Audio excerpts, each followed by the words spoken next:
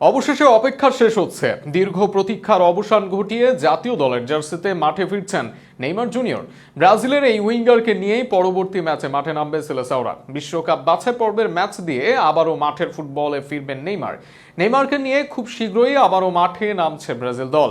নেইমারের ফেরা ও ব্রাজিলের পরবর্তী ম্যাচ নিয়ে বিস্তারিত থাকছে প্রতিবেদনে।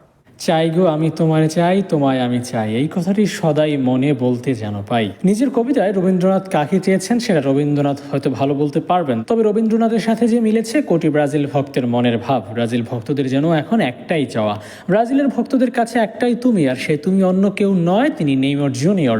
নেইমারবিহীন ব্রাজিল কতটা বিবর্ণ সেটা সাম্প্রতিক পরিসংখ্যানেই যেন স্পষ্ট। বিশ্বকাপ বাছাই পর্বে উরুগুয়ের বিপক্ষে প্রথমার্ধে ইনজুরিতে পড়েন নেইমার, সেই ম্যাচেরই খেলতে পারেননি অর্ধেক সময়। নেইমারবিহীন বিশ্বকাপ বাছাই পর্বে 5 ম্যাচ খেলে ব্রাজিলের জয় মাত্র 1 ম্যাচে, বিপরীতে হেরেই গেছে 4 ম্যাচে। দুর্বল প্যারাগুয়ের বিপক্ষে হার যেন মনে করিয়ে দেয় নেইমারকেই।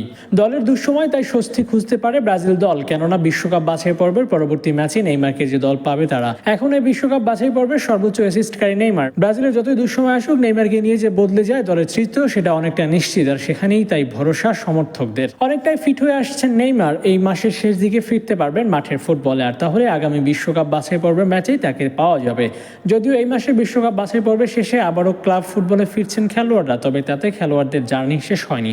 খুব শীঘ্রই আবারও বিশ্বকাপ বাছাই পর্ব খেলতে জাতীয় দলের জার্সি গায়ে জড়াবেন তারা, আর সেখানে আগামী মাসে আবারও মাঠে নামবে ব্রাজিল। অক্টোবরে বিশ্বকাপ বাছাই পর্বে আরও 2টি ম্যাচ খেলবে তারা। নেইমারকে নিয়ে প্রথম ম্যাচে মাঠে নামবে তারা, সেক্ষেত্রে চিলির বিপক্ষে ম্যাচ দিয়ে নেইমার সহ ফিরবে ব্রাজিল দল। শুধু নেইমার নয়, সেই ম্যাচ দিয়ে ফিরতে পারেন রাফিনহা, সাভিওরা। বার্সেলোনার রাফিনহা এবারের বিশ্বকাপ বাছাই পর্বে ম্যাচ খেলেননি কার্ড জটিলতায়, তাই সাভিও দলে এসেও ছিটকে যান ইনজুরির কারণে। এদের দুজনকে নিয়ে উইং আরও শক্তিশালী করবে ব্রাজিল। সেক্ষেত্রে ভিনিসিয়াস জুনিয়র নিজেকে প্রমাণ করতে না পারলে জায়গা হারাবেন একাদশ থেকে। বিশ্বকাপ বাছাই পর্বে ম্যাচ খেলতে 13 অক্টোবর মাঠে নামবে ব্রাজিল। এবারের আসরে ব্রাজিল আছে 5-এ, চিলি আছে 9-এ। সবকিছু মিলিয়ে এই ম্যাচে এগিয়ে থাকবে ব্রাজিল দল। তবে ব্রাজিলের সাম্প্রতিক ফর্ম সমর্থকদের দুশ্চিন্তা মুক্ত করতে পারছে না, তবে নেইমারের ব্রাজিল বদলে যাক এটাই চাওয়া সবার।